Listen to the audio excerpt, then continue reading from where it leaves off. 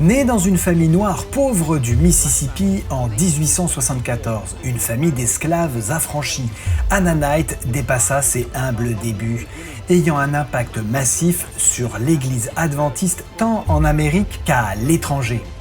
À l'époque, là où elle vivait, il n'y avait pas d'école pour les Noirs et elle n'avait pas le droit de fréquenter les écoles des Blancs.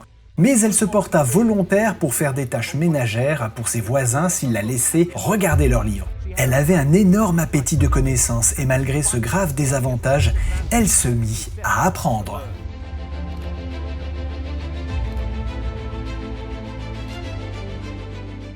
Un jour, elle vit une publicité dans un magazine qui disait que si le lecteur envoyait 10 cents, il serait inscrit sur une liste pour recevoir des livres gratuits. Elle économisa ces 10 cents au fil du temps et les envoya pour recevoir les échantillons gratuits. Sur la quarantaine de personnes qui répondirent, l'une d'elles était adventiste du 7e jour et lui envoya une grosse pile de magazines et de livres. Edith Embry lui envoyait chaque semaine un signe des temps et au fil du temps, elle établit une relation avec elle. Elle décida de respecter le sabbat, ce qui n'était pas facile dans un foyer où tout le monde devait travailler. Mais elle ne faiblit pas, même si elle subit des pressions pour cela. Peu après, Edith lui envoya un exemplaire du livre Le meilleur chemin, et Anna résolut de se faire baptiser. Edith Embry écrivit donc à la Société des tracts missionnaires du Sud et leur parla d'Anna. Il n'y avait pas beaucoup d'églises dans le Sud et encore moins de fédérations organisées. L'église la plus proche se trouvait à Graceville, à 615 km de là. Cela ne découragea pas Anna et elle se fit baptiser.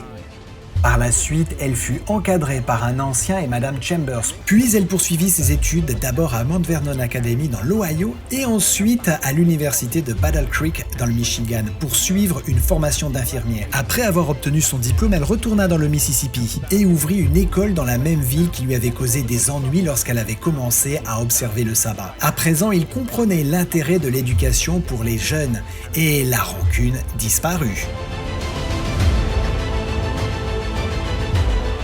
Lors de la session de la conférence générale de 1901, elle se sentit appelée sur le terrain de la mission. Elle prit des dispositions pour le travail dans sa région du Mississippi, puis elle se lança dans ce qui fut peut-être son œuvre la plus singulière, la première femme missionnaire en Inde.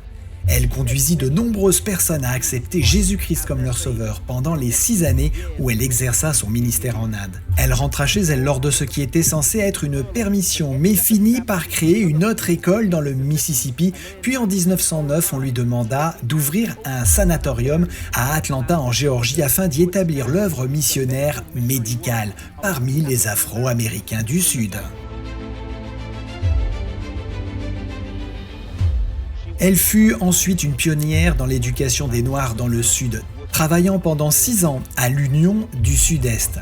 Elle travailla ensuite pour l'Union du Sud, tout en vivant ici dans ce qui est aujourd'hui l'université d'Oakwood. Mais il semble qu'elle passait presque tout son temps à voyager en train, visitant les différentes écoles et faisant avancer l'œuvre. En 1932, elle occupa le poste de secrétaire adjointe pour l'éducation, missionnaire à domicile, missionnaire volontaire et au département de l'école du sabbat, au département des personnes de couleur de l'Union du Sud. Dans la dernière année de sa vie, à l'âge de 98 ans, elle fut présidente de l'Association nationale des enseignants de couleur et la même année, la conférence générale lui attribua la médaille du mérite du département de l'éducation.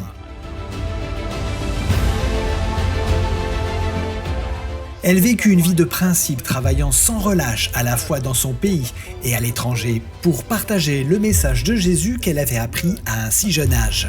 Elle consacra sa vie aux autres, s'élevant au-dessus des désavantages et des préjugés auxquels elle était confrontée.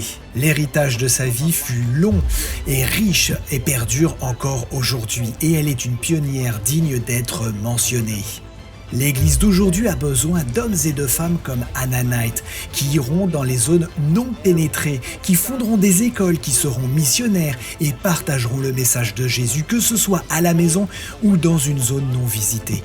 Si Dieu vous appelle à une telle œuvre, n'endurcissez pas votre cœur et allez là où il vous appelle.